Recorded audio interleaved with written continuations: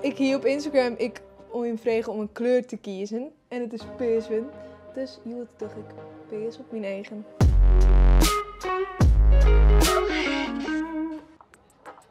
Ik identificeer mijzelf als vrouw en als hetero, maar er zijn volle meer kleuren, bijvoorbeeld bi of homo. En daar hebben we het deze week over, want komende vrijdag is het Paarse Vrijdag.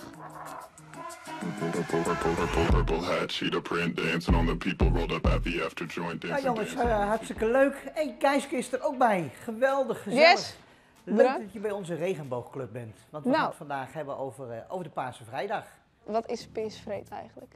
Bij Paarse Vrijdag laat je, als je paasdraagt, laat je zien dat je het oké vindt dat iemand gewoon kan zijn zoals die is. Dus als iemand zegt van ik voel me jongen, maar ik ben geboren als meisje, oké, prima. Dit is Max.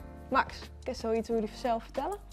Ik ben dus Max en ik ben sinds een maand of 2 geloof ik uit de kast als transgender. En wat betekent dat? Dat houdt in dat ik ben geboren in het lichaam van een meisje. 20 jaar heb ik ook gewoon eigenlijk als meisje geleefd. Maar ik heb me daar nooit heel fijn bij gevoeld en ik heb altijd meer, ja ik weet niet, ik heb me altijd meer wat jonger gevoeld. En dat is nu sinds 12 maanden, zo is het ook? Ja, ongeveer. Ja. Maar wat is er dan verloren in die 12 maanden? Ja, iedereen is me nou gewoon Max gaan noemen. Ik voel me altijd een beetje ongemakkelijk bij mijn oude naam, want het paste gewoon niet bij mij, het was heel vrouwelijk. En ja, iedereen spreekt me aan met hij, niet meer met zij, maar met hij. En in principe is het een heel klein veranderingetje, maar het geeft mij heel veel zelfvertrouwen eigenlijk. Het voelt gewoon heel fijn. De kerst is op al heel verschillende manieren op meesten vallen. Dat we dus ik wil de Rainbow community naam, oftewel de LHBTQI+. Waar staat dat eigenlijk alweer voor? Nou guys, dan zal ik die dat even vertellen. De L staat voor lesbisch, dan valt als vrouw op een vrouw. De H staat voor homo, dan bist een man en dan vast op mannen.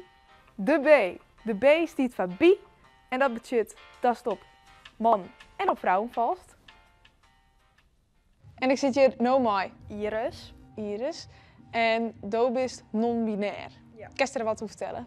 Nou, ik identificeer mezelf dus niet als man of als vrouw.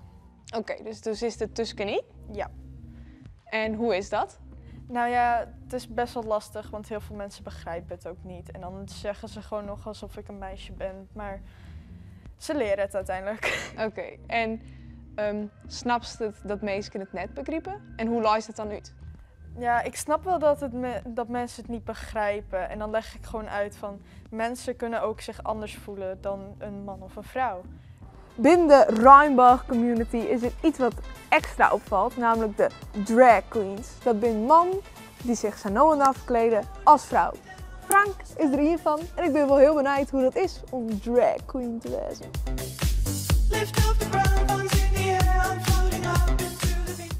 Ik ben hier nou together met Frank.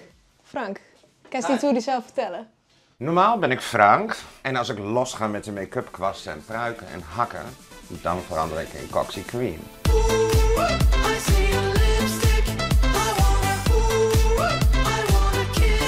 Cool. Nou, lijkt me ook wel vet om een keer zoiets te doen. Kan je mij dat leren uitleggen hoe je je zo transformeert? Wat vaak een kenmerk is van drag queen make-up is de ogen.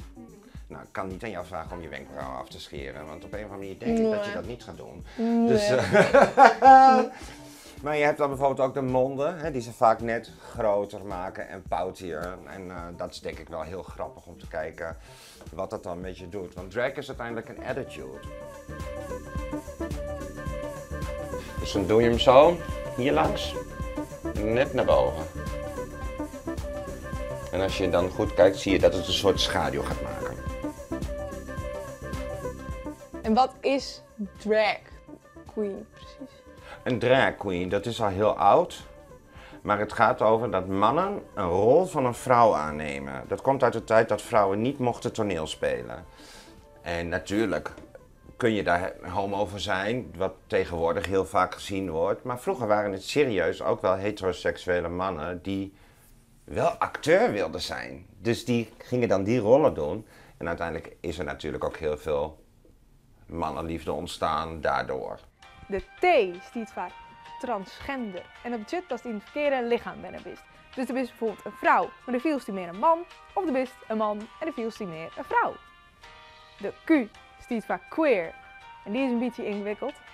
Want dat is eigenlijk een soort van overkoepelende naam voor iedereen die net heteroseksueel of cisgender is. Maar de Q ken ik staan voor questioning. Oftewel vragend, de wist het nog net zo goed. Nu zijn we de laatste weken heel druk bezig geweest met het voorbereiden van aanstaande vrijdag, Pasen Vrijdag. En leerlingen kunnen ook dan zelf met voorstelletjes komen, dingetjes inkleuren, zodat ze hun eigen button kunnen maken. Wat zo'n stoommaatje op die button? Een domme meme. Een domme meme, oké. En Do? Ik zou erop zetten hoe ik graag aangesproken zou willen worden. En dat is? They, them. Oké, cool. En waarom ben je in deze groep begonnen? Ik ben deze groep begonnen omdat ik zelf een dochter heb die transdochter is. Dus dat was eerst mijn zoon. En 2 jaar geleden, op 25-jarige leeftijd, kwam ze tot de conclusie van ik voel me eigenlijk vrouw, ik ben eigenlijk vrouw. En nou, ik vind het erg belangrijk om haar te steunen. En om alle andere leerlingen te steunen en anderen te steunen die zich tot deze groep verbonden voelen. Want het is zo belangrijk dat je met elkaar praat over dit soort dingen. En dat doen we hier met deze club. De I is intersexe.